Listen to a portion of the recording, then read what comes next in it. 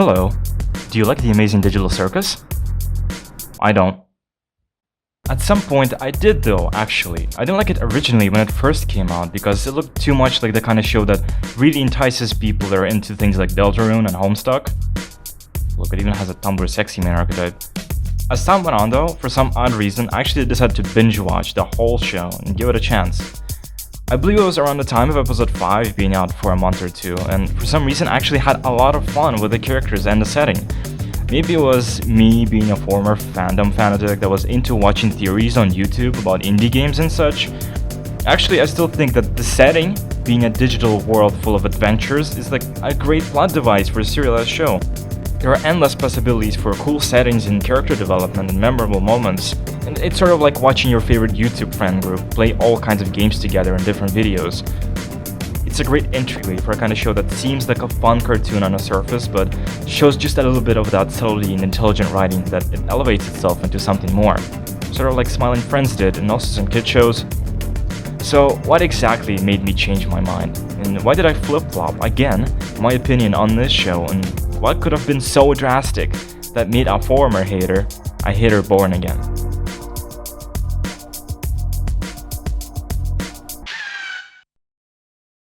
I was originally kind of surprised to learn that the show was only going to have 9 episodes to spare. Like, really? Seems like we're not really getting anywhere plot-wise if that was the case, I thought. But as soon as episode 6 came out, not long after, it finally seemed like shit was hitting the fan. Even though it was really just, again, fucking heavily focused on Jax, I thought nothing of it. Like, yeah, he was prevalent in previous episodes as well, so it's like doubling down, shifting attention from the supporting cast, which, by the way, we can only consider supporting cast now, but back then people actually thought it was supposed to be an ensemble show. Surely this was the Jax episode, right? Like, next up is something else. When episode 7 came out, even though it was sort of a cataclysm because it ended up with the cast being more or less at odds with each other, we also just focused on Jax for quite some time. Okay. Once again, this is the episode before the penultimate, and technically this shit is still not hitting the fan as much as I would want it to. There were still a lot of unanswered questions, a lot of plot threads, and a lot of character development to be done. Okay, yeah, they found out Kane lied and that this was a fake exit, but there's still no clear confirmation that there isn't one. We still don't even know if they got sucked into the game or they're copies. What happened to the real selves? Are they dead? Also, if I'm honest, at this point the fucking voice acting got genuinely cringe for me, but that's just me. Even though at first I thought Kane was kind of out of character at this point with how straight up malicious he was, as it seemed like originally they were going to stray away from the evil AI trope to not seem like a copy of I Have No Mouth and I Must Scream. But other than that, it was really exactly what I wanted to happen. This show and the people behind it really alluded to a fucked up ending. And whether it was a lie or not, no matter what kind of conclusion we got to, I really expected it to stick the landing. Especially with how people would say like, well, the indie shows have better writing because they're not owned by Hollywood. It's not a committee of writers writing all this shit, checking all the boxes. Of course, the pacing of the show at this point was not the best. And as people have told me though, the plot of the show was pre-planned before it was made. And I guess maybe it was. Maybe like in a fucking spreadsheet. Now before I begin, as you probably already figured out, I will be heavily spoiling the last episode of this show. I know this is a very controversial move and people will most likely skin me alive for this on Twitter, but come on, if someone wants to spoil you, they will spoil you no matter what. And if someone wants to get spoiled, they will get spoiled. Well, I got spoiled. I willingly spoiled myself because I kind of was losing trust in the show, and as it seems now, I was justified in my feelings. Also, personally, I don't care if I get spoiled because no matter what, if the media is good, even if I know the ending, I still want to see it. I want to see how it unfolds, how they execute the stuff that I've heard about. But that's also just me. Whatever the case, I'm not gonna sit here and pretend like I'm holding accountability. I'm sorry, I simply want to like inform people on why I think you should not spend money on the show's theatrical release. If you don't want to partake in any of it, feel free to simply turn off the video. I will not be showing any screenshots or recordings of the episode. God knows if I'll get into some legal shit for that. Although, one thing I'm willing to show you, and you want to see Jax's death? I can't open the screen. I'm serious. We got through a whole sob fest, which also includes them finding out their brain scans through Kinyer, finally. Which, by the way, is so non-visceral compared to something like Soma, which genuinely kinda traumatized me back in the day. Then Jax fucks off, we get a voiceover. and a cut to Pomni saying she wishes she was there to prevent it, as we see abstracted Jax running around bumping into shit. We spent so many realistic fucking panic attack scenes setting this shit up, and then when the time actually comes, the whole thing happens off screen. Modern showrunners and writers, for some reason, have this absolutely massive boner for edging the audience for God knows how long and then massively underperforming. Maybe 2026 is the shitty ending of humanity when the big Yahoo finally executes the Samsung option. So the Jax problem is established. They are brain scans, there is no exit, the circus is falling apart due to Kane not being present. Pomni, the pick-me that she is, finds abstracted Jax in a corridor that connects to their bedrooms. She shoots out all of the lights, and I suppose darkness does make abstractions calmer like it does Keener. And she goes into his mind by touching him. She meets clones of Jax, or like different personalities. At first I thought it was gonna be some fucking Madagascar 2 shit, where she'll have to find the real Jax in a sea of clones, but actually now that I think about it, it really reminds me of Gravity Falls' finale for Season 1, when they go into Grunkle Stan's mind. Whatever, I choose to believe they're just different aspects of his personality. And the first one we see is Violent Jax, and he actually was pretty scary. Like, this version of Jax, simply out of fucking nowhere, starting to choke Pomni with his glassy eyes looking at her into the camera, then letting go and dismissing it when she runs away, was definitely pretty creepy. Whatever the case, after that, we see Femboy Jax. It seems as though all of these different versions of Jax live in different versions of the circus, or in different situations and scenarios, because each go through different plots. I don't know. In this situation, Zubul is dead, and Ganyel is trying to press on with it using the episode 3 mask, and Jax offers Ganyel to fuck? Okay, then we see Funny Jax, I guess. And in this vision, Ganyel is dead instead, and Zubul is trying to hunt him down, because apparently he's at fault. But he's pulling some fucking Looney Tune shit, Zubul falls down a cliff and dies. I guess, bro. Then we see all of the Jaxes together in one room around a table with one version of Jax playing the piano. This is where I thought the fucking Madagascar shit would happen, and it will turn out that Jax playing the piano is the real one. But instead, Pomni goes through all of the clones, she tells them all to fuck off, and she finally opens the door, finds the key, opens the door to find the real Jax. And finally, we see his backstory. So, basically, Jax is a child of a divorce. After his dad left, he was all alone with his mom, who never really loved him. And if she loved him, then she was definitely not showing it well by verbally abusing him for either being too much like his dad or not enough like him. After getting fed up and arguing with her, he pushes her, seeing as after falling down she doesn't get up, he escapes, thinking that he killed his mom and that police will be after him soon, and starts living on the streets. And I suppose after all of that, he finds the abandoned CNA building, puts on the headset, and the rest is history. And why doing all of that?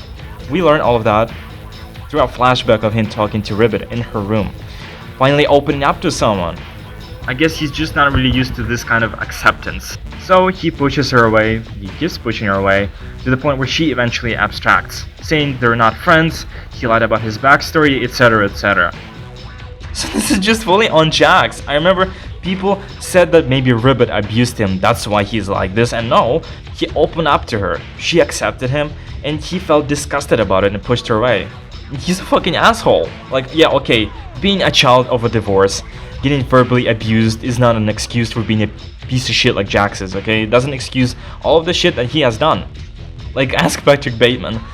As someone who has lived 3 years with an abuser, who also has lived through a lot of things that made him like that, you know, I would never fucking excuse something like that just because, well, he had a sad childhood, and I myself try also not to be like that person and try to be good to others.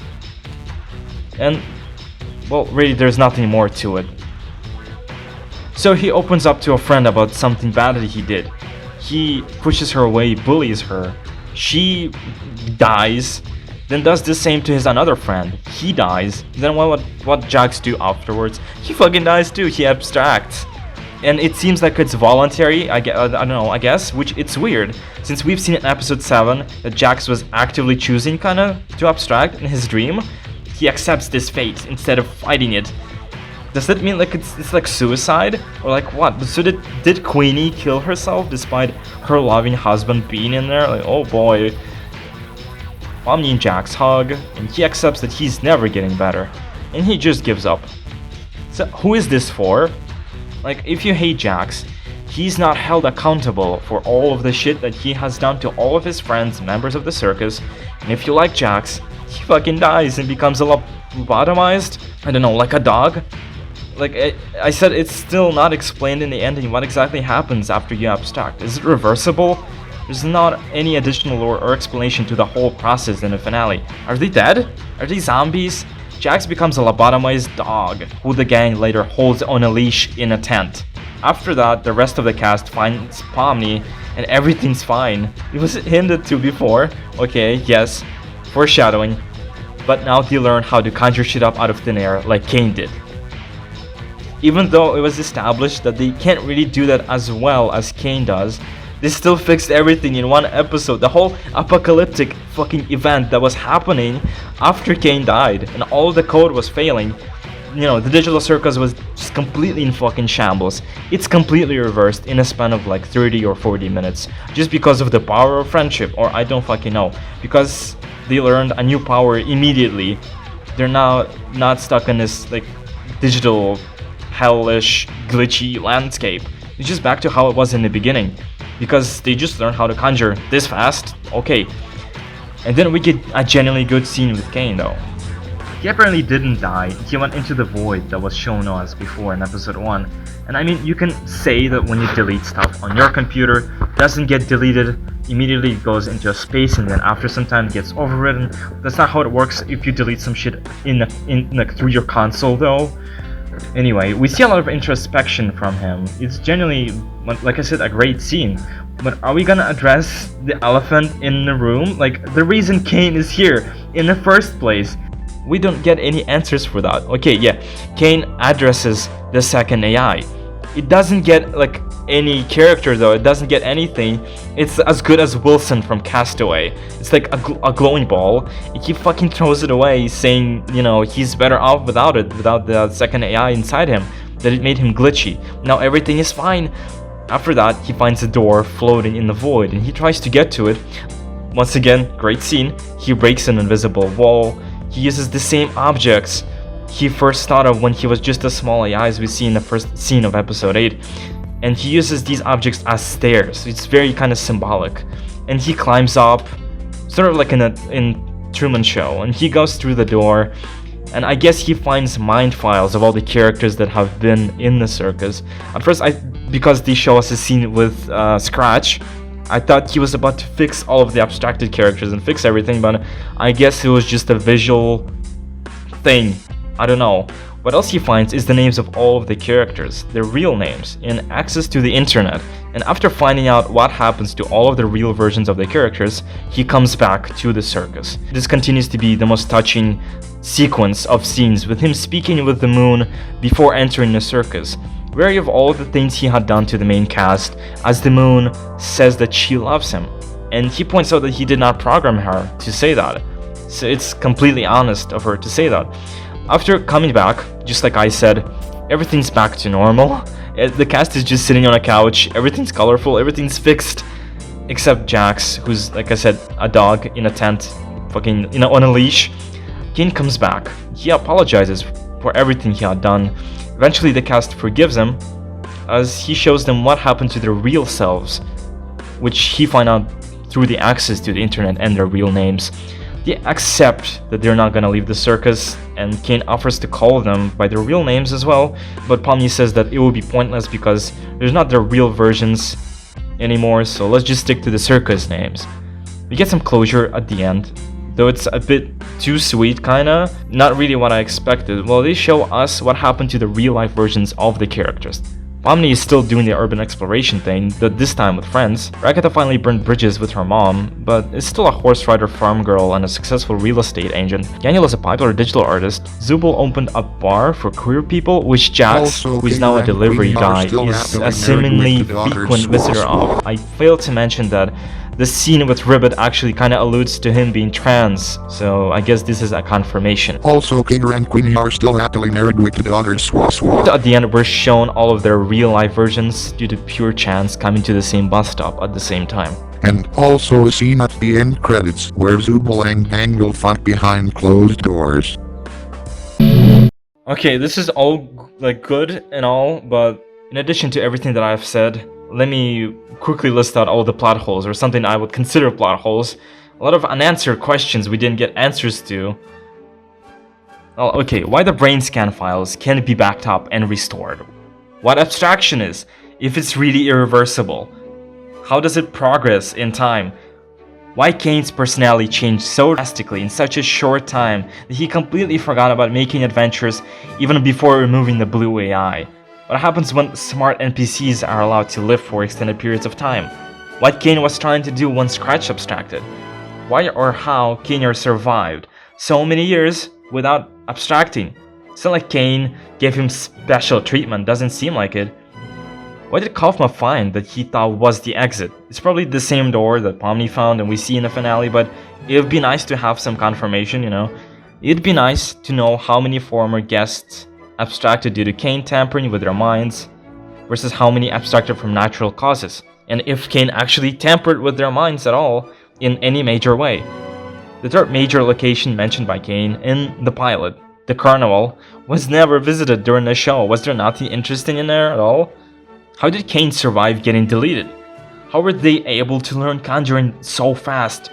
Like, maybe Kane was suppressing it before? Why was Bubbles' send-off like so fucking unceremonious and actually non-existent? Because had to clarify that they were dead in a fucking tweet. In a show about people slowly learning to trust each other, Kane's mental dilemma is resolved by literally deleting the intrusive thoughts. Ragatha is one of the most underdeveloped characters of all time, by the way. Kenyor gets no resolution to his character at all. He gets like maybe 5 lines in the finale. Learning their real identities feels like a waste of time when the whole point is to embrace what they have in the circus. A solid chunk of screen time that could have gone to the world building goes to Jax angsting over Ribbit for like the 15th fucking time. Who keeps paying the bills for the abandoned CNA building? I know, like, I've talked with somebody, and they said, look, it doesn't matter, okay? Like, the show didn't spoon-feed me all the answers to the things that don't matter. Okay, so the fact that the Devourer can go out in that shitty-ass abandoned building doesn't matter. That they can literally die any minute. And this Lesbo paradise is gonna be over. Do they have access to the internet? We don't fucking know. Just eat your fucking slop, bro. Who sabotaged the console and killed Kane? Who cares? Why is Zooble suddenly okay with their body? What happened exactly that made their body dysmorphic away? That doesn't matter, bro. And I know a lot of you will say, I'm just nitpicking, it doesn't matter, it's not important. And listen, I'm only willing to suspend my disbelief for so long. I know, like, you would say, like, the power of the building, it doesn't matter, but like, this is one of the things, okay? I feel like Zoomers are way too okay with not ambiguous plot decisions, but actual fucking plot holes. Too much theory slop and indie shit with like you have to find this out yourself. You have to like go find a tweet by the creator and find out what actually happened. Like, fuck you. Like, everybody got too used to this shit. I'm not dealing with that. Okay? I'm adult. I have a job. Okay? No. One of the reasons people really protected the show from criticism, and they really try to justify the mistakes it did in the past. They probably will do that when the finale actually comes out officially. It's because it's indie. And guys, like, this fucking studio is like less indie than Laika Studios was when they made Coraline, okay? Backed by a whole fucking government. This is not like people will say, okay, it's not written by a lot of writers, it's written by Gooseworks, and she's the sole writer, so it's like, it's cool like that, What about like Steven Hillenburg, or the creator of Powerpuff Girls? I forgot his name. A lot of shows were created or, run by one person, one sole visionary creator. It doesn't mean that they are fucking saints. Also, I would really want to focus on the fact that Goose admits the fact that Jax is a self-insert. which is so fucking creepy because Jax is a creep. We focus on Jax for so fucking much. I mean, I'm pretty sure Goose jerks off to the fan art and a lot of stuff about Jax. I don't know, because it seems like it, because the pure focus, the amount of merch this fucking chud has, it's just sickening. Also, the fact that Goose has a lobotomy fetish and this guy becomes lobotomized at the end. I mean, the fact that she would say like, oh, I fucking hate this, I fucking hate the fan base I created, you guys are like, you know, like, don't make me tap the sign, be like, you pander to these kind of people, you pander to the people, but with how your show is, you pander to exactly the kind of people who act like that, who act like Homestuck fans or like Deltarune fans or bronies, with pandering and fan service and queer bait, in theory slop, and etc, etc. This is exactly what did you expect to attract adults with jobs with this? When your whole show is just Discord drama, the show, perhaps the fan base is the real digital circus.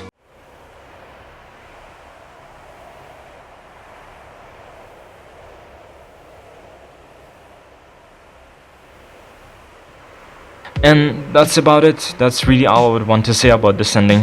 Now, to be fair, the English voice acting version still hasn't leaked yet, so if you're invested, really invested in seeing how emotional the performances will be from the original cast, then sure, maybe that's worth it for you. What else could be worth it? Well, if you want to watch the movie because you're invested in these characters like a lot, or if you've been following Jax for so long, like you really want to see the end to his arc, I don't think you're necessarily stupid for liking these characters. Now, I like these characters, and honestly at this point, I don't even think the problem is the plot holes. I don't think it's the unanswered questions. In fact, if the show ended with some kind of big unanswered, interesting question, it probably would have been more memorable. But because, you know, episode 7 and episode 8 actually got me excited, and all of the tweets and everything, like for the first time in a while I genuinely didn't know where the show was going. I thought episode 9 was gonna be some massive reveal, or I don't know, some big happening. I thought there was gonna be some crazy twist that recontextualized everything. I kept asking myself, what is this show actually about? What is it trying to say? Is it gonna do something new? Because for a moment I really felt like it could. The obvious I have no mouth and I'm a scream inspiration, like all of it made me brace for some absolutely insane shit, if I'm honest. Not necessarily a happy ending, not necessarily a sad ending, just something weird, something memorable, something that made me go, oh, that's what it was all building toward, you know? Instead, it was just really straightforward, very bland. Jax dies, the apocalypse gets fixed, Kane comes back, everybody forgives him, the circus keeps going, it's the same as it was in the beginning, except the fucking chud is dead. That's the end, and maybe that's what bothers me the most. Not that it was bad, not that it left questions unanswered, it's that for a brief moment it felt like this show could become something really special, something else. And the fact that it's an indie show that could do anything you would want to. And then it chose not to be really anything. It feels like the ending of a show that was scared of its own potential. I started out hating the Amazing Digital Circus, then I kinda ended up liking it. Then I ended up loving it, and then I spent the last few episodes wondering if it was about to become something genuinely unforgettable. And somehow, after all of that, I ended up exactly where I started. Just like the show. Look, you bought the fucking ticket to watch the last act, you know, the fucking movie. Yeah, on the right, you have Michael, like this fun, like, you know, biopic. Maybe it's a little bit saccharine, maybe it's not super informative, not super accurate, but it's, you know, it reinforced Michael Jackson into this era, you know. On the right, you have The Backrooms, which is a fucking great ass psychological horror movie for actual adults. And then you go and watch the fucking Digital Circus. And also the movie is not a movie, it's just 2 episodes of the show, one of which already came out. So it's like one episode you saw already, one more episode, and they're just combined. I'm imagining myself in some different timeline, and I fucking spend money on this. Like a fucking, like, I don't know, spending money on a hooker will get you more value.